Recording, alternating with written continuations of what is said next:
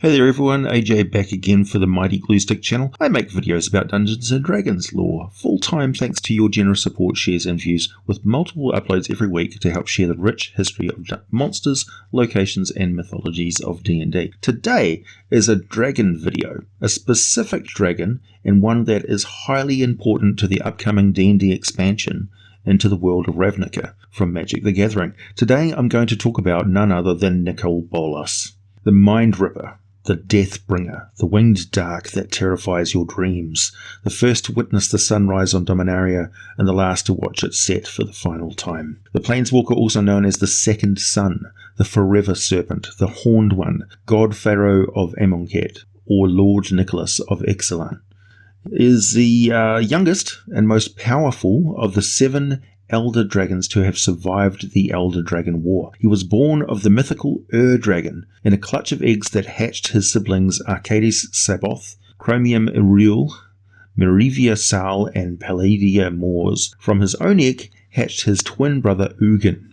Both twins, which is highly unusual for dragons, the two were smaller and weaker than their siblings, roughly half the size of the others. Normally this would mean certain death in a dragon clutch, but the twins worked together for mutual survival. A pivotal event in the early years occurred when their sibling sister, Merivia Sal, was attacked by some humanoids and their hounds. While Nicol tried to defend her and then seek revenge, to avenge her, his brother sought out their larger siblings for help, eventually climbing a mountain and becoming transfixed by the splendor of the multiverse. Nicol, witnessing and involved in the mortal struggle and violence, instead became fixated on becoming as strong as he could be, so as to never suffer the fate of his dead sister. The twins continued to work closely together for mutual protection and advantage, goaded and mocked by their larger siblings, particularly Palladia Moors, but Nicol was never not really aware or refused to accept that his twin brother was now far less concerned with the affairs and the relationships of mortal creatures. Both the young dragons lived with the Dragon Lord Arcades Saboth, which provided Nicol with much understanding of how humans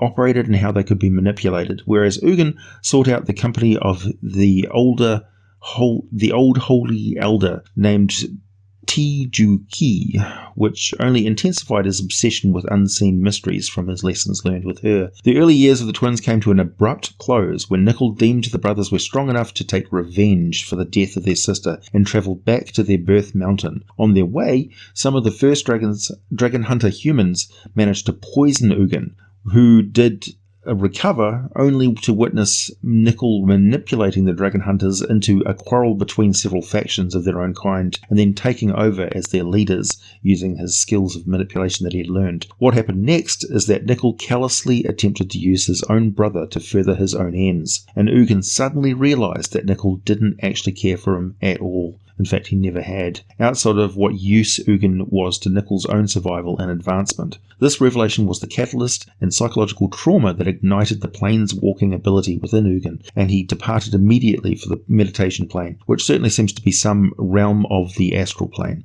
At this point, the Elder Dragon War erupted and raged across the young world of Dominaria while Ugin travelled the plains. When he did finally return to Dominaria, he found a war-ravaged land with the forces of his sibling Arcades Saboth and his twin brother Nicol Bolas, now known as Nicol Bolas, sending their armies of dragons and humans against each other. Ugin revealed his return in an effort to stop the fighting and almost reconnected with his brother, but when Nicol Bolas learned of Ugin's plane-walking ability and his brother said he could not teach it to him, Nicol Bolas's paranoia, fostered through the years of violence and warfare, caused him to suspect that Ugin had actually been in hiding somewhere in Dominaria the whole time and plotting against him. The brothers exchanged bitter words before Ugin left Dominaria again, cementing the rift that had grown between them. Many years later, the feud came to a head and they confronted each other on the meditation plane, fighting viciously for decades. First above the wide waters of the meditation realm and then on a wild pummeling path through the plains, during which time Ugin realized he would not win, because his heart was not filled with the savage hatred of his brother. He allowed his brother to fatally wound him, and in the process fractured the meditation realm and forcibly cast Nicol Bolas back into the blind eternities, essentially the abyss, where he ploughed through hundreds of random layers and eventually fell into the island chain called Madara back on the still very young world of Dominaria. An unknown amount of time later, Ugin awakened, his spirit inhabiting a new astral body, his purpose clear.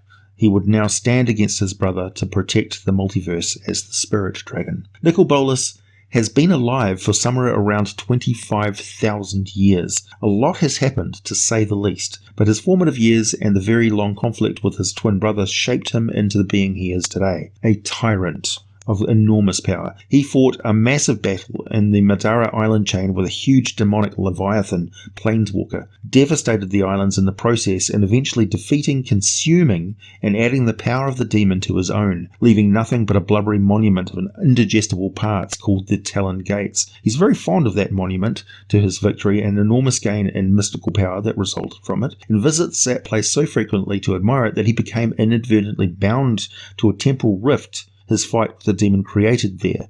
As a result, he became unable to physically manifest on Dominaria without anchoring himself to local mana lines, lest his presence overwhelm the plane and crack its foundation. His Imperial Shrine was constructed in the exact point where three powerful mana lines intersect. The time rifts and Nicol Bolas being anchored to Madara had a massive consequence, so I'll quote from the Magic the Gathering Wikipedia directly, and there'll be a link to this article in the description text below if you want to learn more about the finer details of Nicol Bolas' life. Bolas' essence remained present in his land, which became overrun by the Nakuru descendants of Wasatoria and their followers. And as the temporal rifts expanded, he became able to manifest in Madara again, albeit as an immaterial shade. In this form, he presented himself under the alias of Sensei Ryu. When he sensed that the planeswalker Teferi was lost in a rift and had become separated from his companions, he arranged for them to arrive on the Madaran beach near the Talon Gates. However, as a result of his connection to the temporal rift, a ghostly remnant of his life force still lingered by the Madaran coast, trapped between the material world and the meditation realm. Using Vence's latent planeswalker spark, he was able to finally escape his prison, and he fully became reborn in the physical world, regaining his body by pulling a copy of it through the rift from an earlier point in time. So time travel at this point was just crazy all over the place. After Teferi located his companions, he challenged the dragon to a duel in an effort to stay Bolas' gratitude. Bolas easily won, absorbing and planeswalking away from Teferi's attacks, after which he tortured him with his mind-shattering touch and ripped his body to pieces. While Bolas was taunting Teferi's allies with the savage victory, with the defeated planeswalker's head in his claw, the dying Teferi shared his knowledge of the collapsing planes with him, and he was made aware of the severity of the temporal rift problem. Bolas decided to let Teferi live, allowing the dismembered mage to heal himself. So these early planeswalkers had godlike powers. He left soon after, swearing a vow to take terrible vengeance on anyone related to the Umezawa line and anyone who had ever aided or come into contact with it, then presumably left for Kamigawa. Bolas later returned to Madara, where he was ambushed by the planeswalker Leshrac, from the famous card Leshrac's Tomb, who formally challenged him to a duel. The latter was defeated after an epic battle and was imprisoned in the Mask of Mulligan of Night's Reach. Bolas implied that he had stripped most of Night Reach's dark power, so she could manage to escape. Bolas then confessed to Teferi and his companions that he observed the rift phenomenon and took responsibility for closing the Madaran rift. In a way, he had used Leshrac's life force to close the rift, believing that it was unlikely Teferi and his band could forestall the imminent collapse of the multiverse. Bolas claimed that he had devised a plan to preserve himself in the event that this happened. He then left for an unknown destination, likely the plane of Amonkhet. Although the multiverse survived, Jessica's mending spell, the famous mending incident, changed the very nature of the planeswalker sparks. Bolas, like all other old planeswalker who survived the mending, lost a significant portion of his powers. Still, he retained the formidable powers of an elder dragon, as well as his unmatched intellect. Sometime after he did fight the spirit form of Ugin again, as a planeswalker named Azor had gotten involved and devised a plan to trap Nicol Bolas on Ixalan with the help of Ugin, sort of a South American jungle setting like Mazdaca for Forgotten Realms. The two wanted to use Azor's planeswalker spark to create an artifact known as the Immortal Sun to trap Bolas on the continent of Torresm on the plane of Ixalan. Azor would summon Bolas into the plane and trap him there, and Ugin would remove him from existence entirely. To their great grief, Bolas discovered the plan thanks to Azor leaving telltale hints of himself across the planes. Bolas turned the tables and set an ambush for Ugin instead, enlisting Yasova Dragonclaw, Khan of the Temur clan in the realm of Tarkir. She located Ugin and Nicol Bolas sprang the trap, sending Ugin's own lesser dragons against him. In the original timeline, Ugin died from the physical and magical injuries Bolas had inflicted on him, but not before Nicol Bolas stole a lot of information from his twin brother's brain. However, the planeswalker Sarkhan Vol travelled back in time from 1280 years in the future and saved Ugin by encasing him in a Hedron cocoon immediately after the battle ended, preserving the spirit dragon in a state of suspended animation. Thus, unbeknownst to Bolas, the time stream was changed so that Ugin still lived, albeit in a different form. Bolas then turned his attention to Amonkhet, drawn to the strange metal named Lazotep, and its reaction with necromancy. During his arrival, he found himself opposed by the gods of the world. Despite his waning power, the elder dragon proved to be a formidable enemy, laying waste to the population and driving the gods before him, until they gathered in the city of Naktumen for a desperate last stand. In secret, the god Bontu conspired with Bolas to betray her brethren, and when the dragon broke through the protective barrier of the city, he cast a spell that killed every single adult being on the plane, weakening the gods enough to subdue them and corrupting them to worshipping him instead. He then created the myth that it was he who created Amonkhet in the first place.